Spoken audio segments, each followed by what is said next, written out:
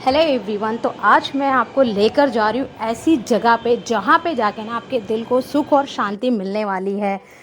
तो आप भी अगर रोज़मर्रा की ज़िंदगी से ना थक चुके हैं तो ट्रस्ट मी गाइस, ये जगह आपके दिल को ना परम सुख और आनंद देने वाली है। तो आज मैं जा रही हूँ करोल बाग की सबसे फेमस जगह पर, जो कि है, आप देख ही लेना क्या जगह है।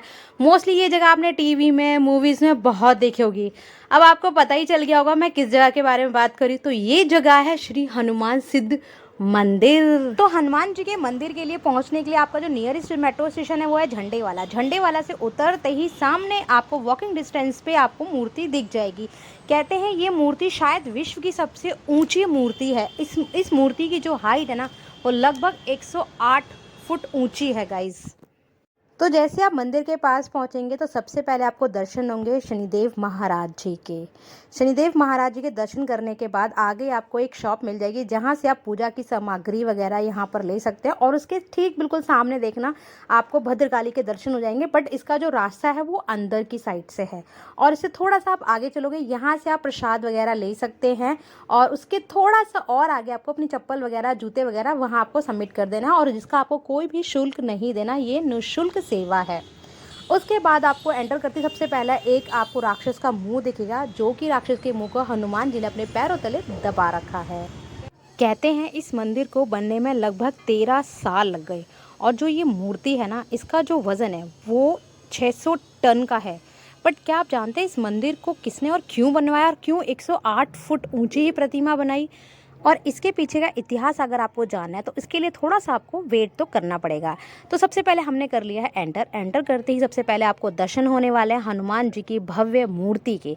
और यहाँ पर सैटरडे और ट्यूसडे को हनुमान जी को चोला चढ़ाया जाता है। ये जो मंदिर है ना, ये 3 फ्लोर में बना हुआ है और तीनों फ्लोर में आपको अलग अलग देवी देवताओं के दर्शन आपको हो जाएंगे। सबसे पहले आपको जो दर्शन होंगे, यहाँ पर अमृत मंथन के दर्शन होने वाले हैं। और अमृत मंथन में जो जो चीज़ें प्राप्त हुई थी वो सारी चीज़ें यहाँ पर विस्तार रूप से यहाँ पर दिखाई गई हैं। तो अब मैं आपको दर्शन कराने वाली हूँ माँ वैष्णो देवी की पवित्र गुफा। जो लोग वैष्णो देवी जाकर भी माँ वैष्णो देवी के दर्शन नहीं कर पाए हैं गुफा के, वो यहाँ पर आके माँ वैष्णो देवी की गुफा के दर्शन कर सकते हैं। जो सेम आनंद आपको वहाँ पर आता है वो यहाँ पर भी आने वाला है।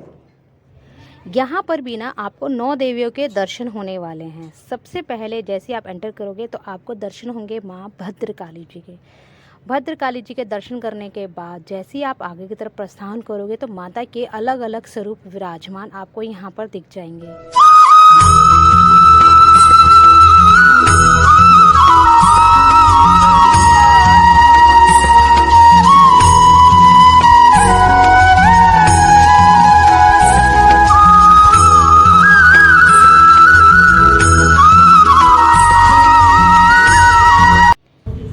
इसकी गुफा और भी आगे है बट अभी शायद वहाँ पर कुछ कंस्ट्रक्शन का काम चल रहा है तो ये गुफा आगे से बंद थी। अदरवाइज जो इस गुफा का रास्ता है वो बाहर की ओर निकलता है।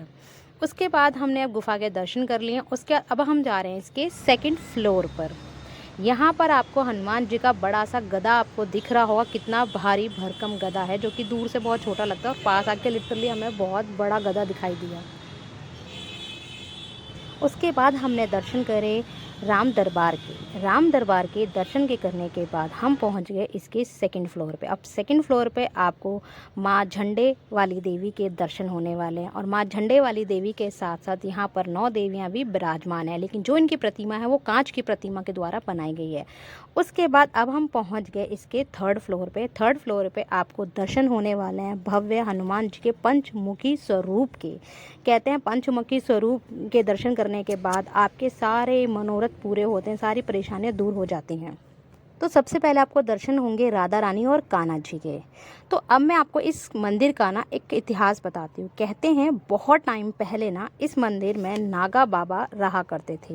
नागा बाबा जी हनुमान जी के परम भक्त थे। वो उनकी तपस्या में हमेशा लीन रहते थे। तो कहते हैं कि एक दिन उनको स्वप्न में हनुमान जी ने दर्शन दिए और उन्होंने अपना मंदिर और अपनी प्रतिमा बनाने की जिज्ञासा प्रकट करी। तब ही नागा बाबा ने इस मंदिर की स्थापना करी और 108 फुट ऊंची प्रतिमा का निर्माण कराया। कहते हैं ये मंदिर श्री शक्ति सिद्धपीठ मंदिर है। यहाँ पर सच्चे दिल से मांगी हुई दुआ हनुमान जी स्वयं ही पूरी करते हैं। तो दोस्तों वीडियो यहीं तक की थी। अगर आपको ये वीडियो अच्छी लगी हो तो लाइक शेयर कमेंट ज़रूर करना, और जो जो हनुमान मंदिर गया है वो भी कमेंट करके ज़रूर बताना, और जो जाने वाला है वो भी ज़रूर बताना। तब तक के लिए जय श्री राम, जय बजरंगबली।